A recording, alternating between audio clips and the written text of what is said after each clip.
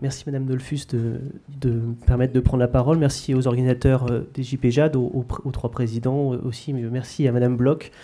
Alors, je vais vous parler effectivement de la dysrégulation de la réponse au stress avec une approche basée sur les patients, mais qui reste une approche que j'ai voulu un peu scientifique. Qui, vous allez voir, s'est appuyé sur un grand nombre de données de la cohorte ICAR pour montrer un petit peu la complexité qu'on peut rencontrer quand on s'intéresse à ces questions de stress, et en particulier de cortisol. J'ai limité la partie stress à la question du stress biologique et donc la partie du stress lié aux phénomènes psychosociaux, puisque quand vous parlez de stress, que vous prenez la définition de l'OMS, le stress est un ensemble de réactions automatiques, biologiques et neurophysiologiques nécessaires à l'organisme pour s'adapter et répondre à des situations nouvelles ou inattendues ou d'intensité, de difficulté, de fréquence inhabituelle. Et en fait, c'est une définition un peu tautologique, puisqu'en fait, on appelle stress qui est une réaction à des agents stressants.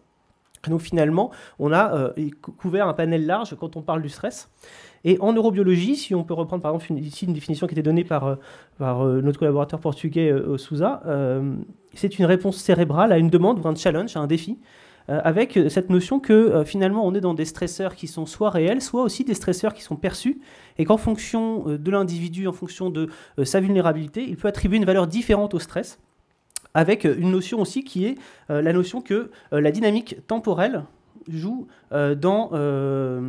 dans la question du stress, puisqu'on l'a vu depuis tout à l'heure, le stress aigu est différent du stress chronique, et il y a probablement là des différences notables et qui compliquent l'étude encore du stress.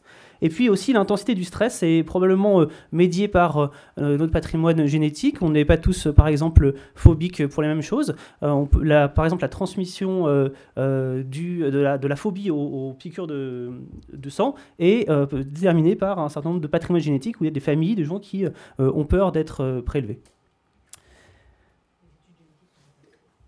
Alors, pour introduire un petit peu pourquoi on s'intéresse à cette question du stress, c'est une introduction d'abord sur la génétique de la schizophrénie. Vous savez que la schizophrénie dans la population générale représente à peu près 1% de la population générale, et puis en fonction du patrimoine génétique que vous allez partager avec un apparenté malade, vous allez avoir un risque qui va augmenter de manière non linéaire ici.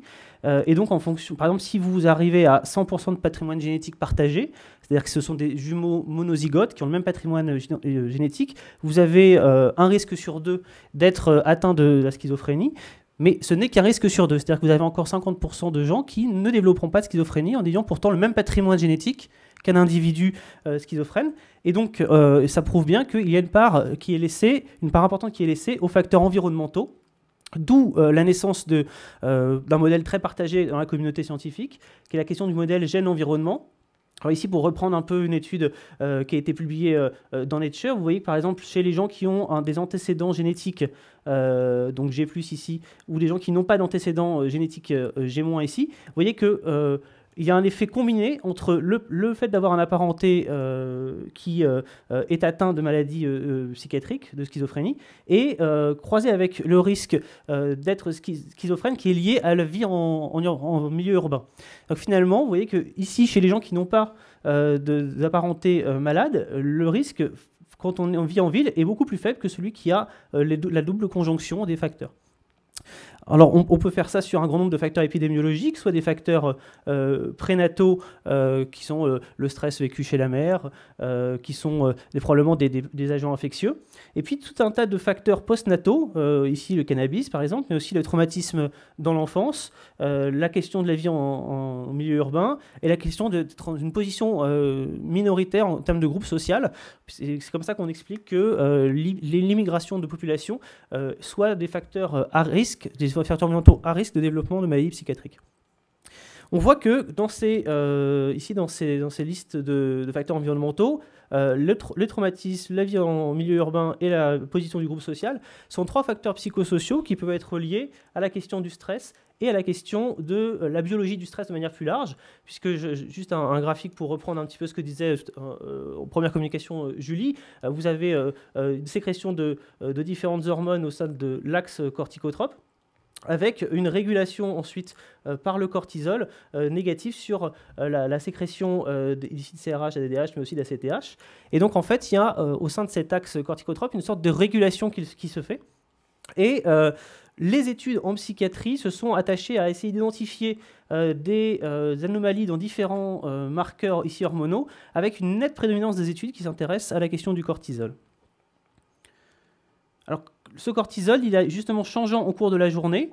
Ici, vous avez pendant la nuit, il est au plus bas, et puis il augmente avec normalement un pic au moment du réveil. Puis ensuite, il décroît dans la journée pour atteindre un niveau le plus bas à nouveau au moment du coucher. Et cette courbe de cortisol montre qu'en fait, on est déjà dans une difficulté c'est un marqueur dynamique, c'est un facteur qui va changer au cours du temps, et donc l'étude va être difficile. Alors pourquoi, sur quels arguments on peut se fonder pour dire qu'il y a une anomalie de la réponse au stress chez les patients psychotiques? Alors le premier argument, c'est que ce que je vous ai donné là, c'est-à-dire que les facteurs environnementaux vont contribuer à la dérégulation de l'axe corticotrope. Le deuxième, c'est qu'il y a des coexistences de maladies de Cushing avec des symptômes psychiatriques, ou que si on administre des corticoïdes à des patients, on sait qu'ils peuvent avoir des éléments psychotiques ou des éléments d'agitation. Juste ici, un case report dans le Lancet 2002 qui décrit une patiente qui prend du poids et qui devient schizophrène, et qui, après identification au niveau des surrénales de son hyperplasie surrénalienne, va être opérée et va guérir de ses symptômes psychiatriques.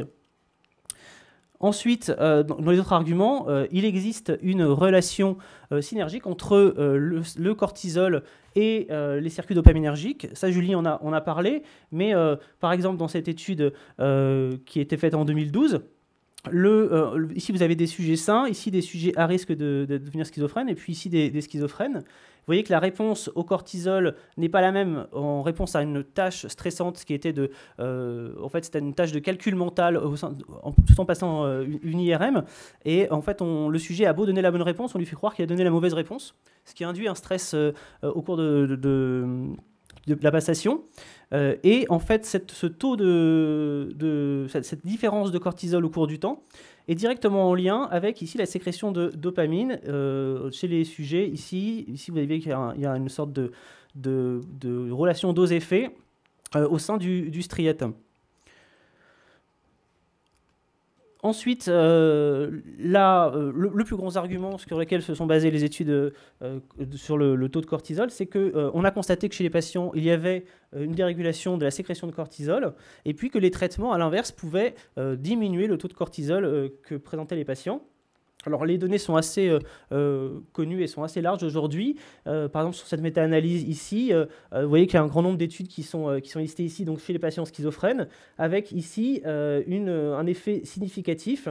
Alors ici c'est un G2 Edge, mais du coup vous avez une tendance, c'est significatif, mais vous avez plus de cortisol basal, c'est-à-dire au moment de la matinée. Vous prenez du cortisol chez des patients et chez des sujets sains, les schizophrènes auront plus de cortisol circulant.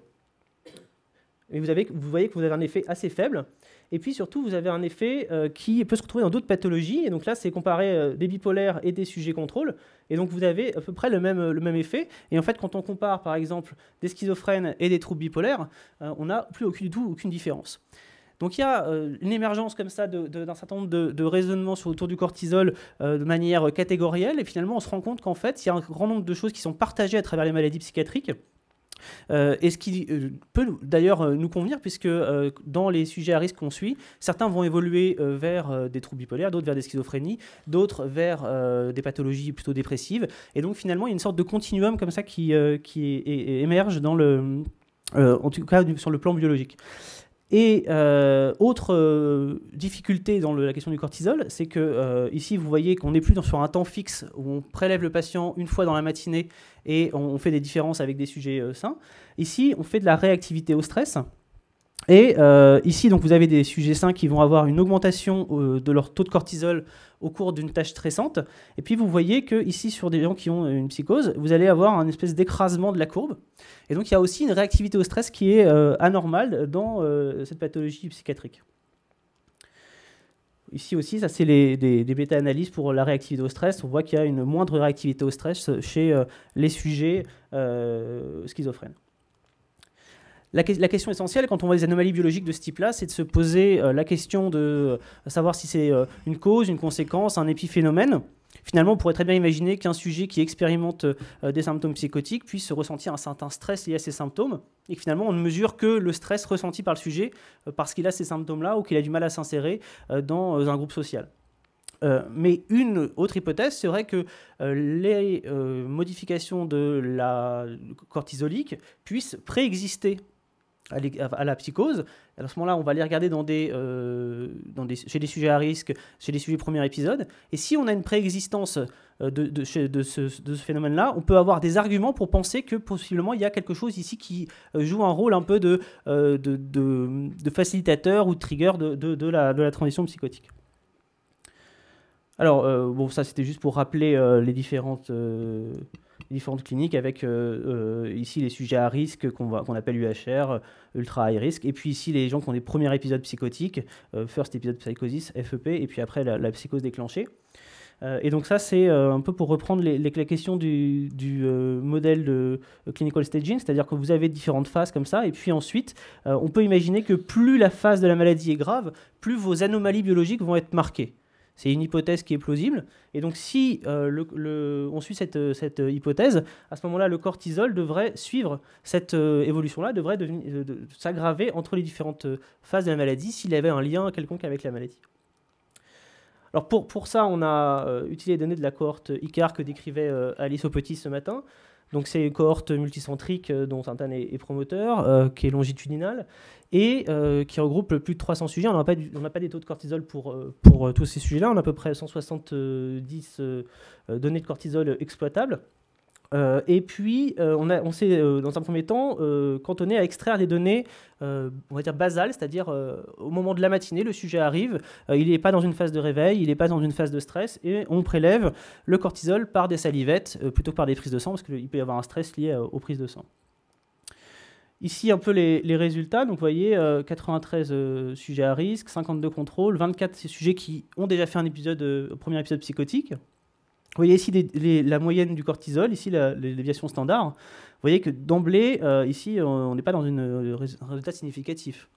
Et vous voyez que ici, j'ai listé d'autres facteurs qui sont des facteurs confondants connus. Alors, soit le sexe ratio ici, on sait qu'il y a une différence de cortisol en fonction du sexe, mais il y a aussi une différence de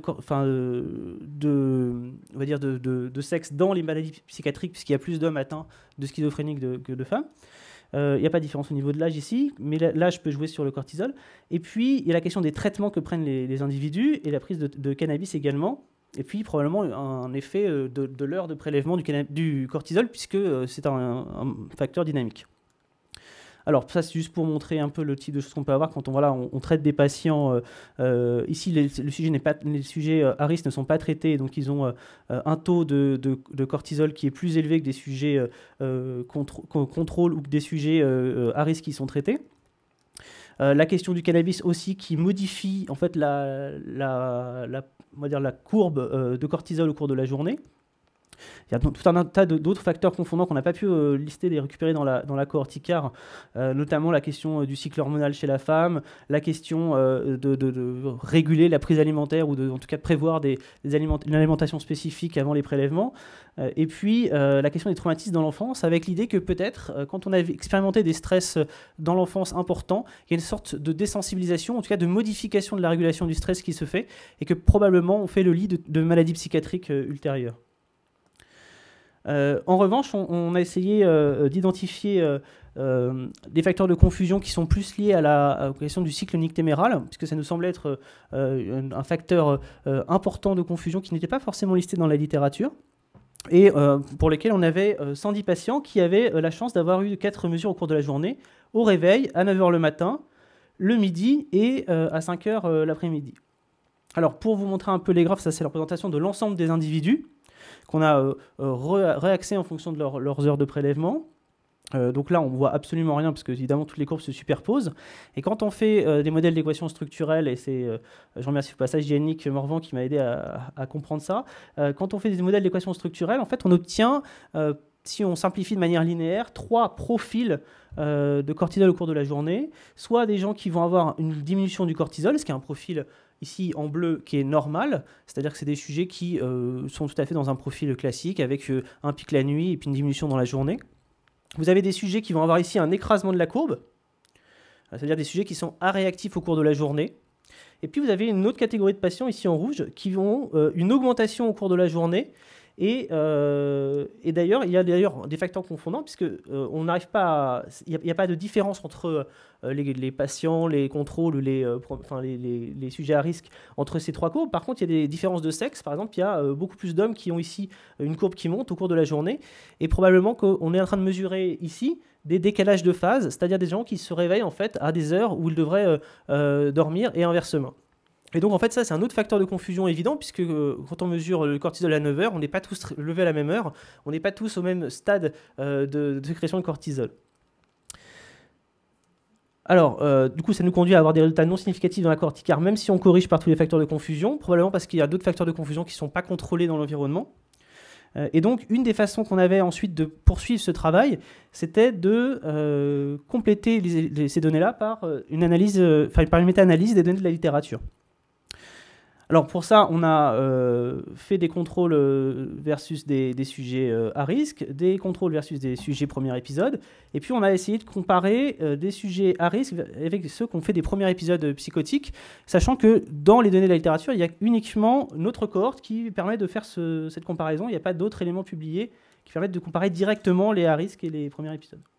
Donc voilà le déroulement de la méta-analyse. Ici, on trouve que dans les sujets qui sont à risque versus les contrôles, dans toutes les données, y compris en incluant les nôtres, on a une différence significative en méta-analysant l'ensemble des données de la littérature sur le cortisol basal. Ici, dans les premiers épisodes, on échoue à montrer une différence significative par rapport à des contrôles. Probablement parce que les premiers épisodes sont énormément médiqués avec des antipsychotiques ou des antidépresseurs qui diminuent très nettement le taux de cortisol basal. Et puis ensuite, on a fait une comparaison indirecte, on a essayé de comparer les à risque et les premiers épisodes, mais là aussi, on a échoué à trouver une différence significative, c'est-à-dire qu'on n'arrive pas à montrer que plus la maladie s'aggrave, plus le cortisol se dérégule, et donc on va avoir comme ça un facteur, on va dire, de plausibilité, ou en tout cas de meilleure compréhension de cette dérégulation et de l'apparition de la maladie. Alors, ensuite, on s'est dit, est-ce que finalement, on n'explique pas bien la physiopathologie avec le cortisol, mais on pourrait peut-être utiliser le cortisol comme un biomarqueur. Ça, par exemple, dans l'étude de la cohorte américaine, la NAPS, ils ont sélectionné avec des hypothèses a priori une centaine de marqueurs, et puis ils ont fait tourner des algorithmes de prédiction de la transition psychotique, et puis ils ont identifié on va dire des molécules dosées qui sortaient pour pouvoir prédire cette transition. Alors là, par exemple, vous avez le cortisol apparaît seulement ici, vous voyez, donc sur toutes les analyses qu'ils ont faites, c'est des permutations, il apparaît que 50 fois, c'est-à-dire que le cortisol apparaît moins que la TSH, par exemple. C'est-à-dire que la TSH prédirait mieux que le cortisol l'évolution des sujets. Ça n'empêche pas que les Américains, notamment, continuent à prendre ce taux de cortisol basal et à essayer de montrer qu'il a une valeur prédictive, notamment ici, comme dans cette étude-là, qui date déjà de 2013. Des sujets qui sont pris initialement auraient un taux de cortisol plus bas, selon s'ils sont contrôle ou s'ils sont à risque, mais en rémission à la fin de l'étude. Par contre, si vous avez un taux de cortisol initial qui est plus élevé, vous allez soit rester symptomatique, soit avoir une progression de vos symptômes, soit carrément faire une transition psychotique. Ça, c'est un article de 2013 qui semble effectivement très prometteur sur l'utilisation de cortisol comme biomarqueur. Mais en réalité, si dans notre cohorticare, on n'a pas du tout ces résultats-là, mais si en plus on méta-analyse l'ensemble des données de la littérature avec 4 études, là on n'a aucun élément pour affirmer que le cortisol serait un biomarqueur prédictif de l'évolution vers la psychose. En tout cas, le cortisol basal, c'est-à-dire pris en un seul temps donné le matin. Alors, en conclusion, on a un rôle très complexe du cortisol dans la physiopathologie de la psychose. On a vu que chez les schizophrènes, chez les sujets à risque, on avait montré qu'il y avait un taux de cortisol basal plus élevé que chez des contrôles. Mais il n'y a pas d'intérêt à le doser en termes de biomarqueurs prédictifs. La réalité, c'est qu'il y a peut-être une hétérogénéité très importante en termes de maladies psychiatriques, comme vous le soulignez juste avant, et juste probablement que le cortisol peut correspondre à des maladies plus hormonales qui auraient des expressions psychiatriques. Et puis probablement qu'il faut développer des tests beaucoup plus complexes, comme on a eu l'occasion d'en discuter hier, avec probablement des modifications hormonales qui sont pas sur un seul temps, mais plutôt longitudinales, ou alors coupler plusieurs marqueurs de stress, parce qu'il y a probablement des shifts qui se font au cours de l'évolution. Et puis finalement, on n'est pas juste sur une seule mesure d'un seul marqueur, qui serait une vision très réductrice. Et on irait beaucoup plus vers une vision plus intégrative, avec une sorte de connectomique, c'est-à-dire en fait de prendre en masse les données métaboliques et de les traiter et de voir les interactions qu'il peut y avoir entre différentes données, que ce soit le système redox, que ce soit le système de cortisol par exemple. Probablement qu'on va développer des tests beaucoup plus en termes de réactivité. Ici, vous voyez ce qu'on peut déjà dire ici, des sujets contrôle ici en haut et sujets à risque en bas. On voit qu'il y a des profils différents avec une moindre réactivité. Ça, c'est peut-être une étape supplémentaire pour développer des biomarqueurs. Et puis, ne pas oublier qu'en fait, c'est pas tellement le stress périphérique qui nous intéresse, mais le stress autour de la synapse. Et que là, on arrive sur une complexité qui est phénoménale avec à la fois des modifications génétiques, épigénétiques, dans le relargage des neurotransmetteurs, probablement des liens aussi avec d'autres systèmes comme les endocannabinoïdes, le glutamate, le système redox. Et donc finalement, on est dans une sorte de réseau biologique qui est dérégulé à un moment, et c'est pas une seule mesure à un instant T qui peut nous permettre de comprendre la difficulté et toute l'hétérogénéité du problème. Je remercie évidemment toutes les personnes qui nous aident dans cette cohorte ICAR.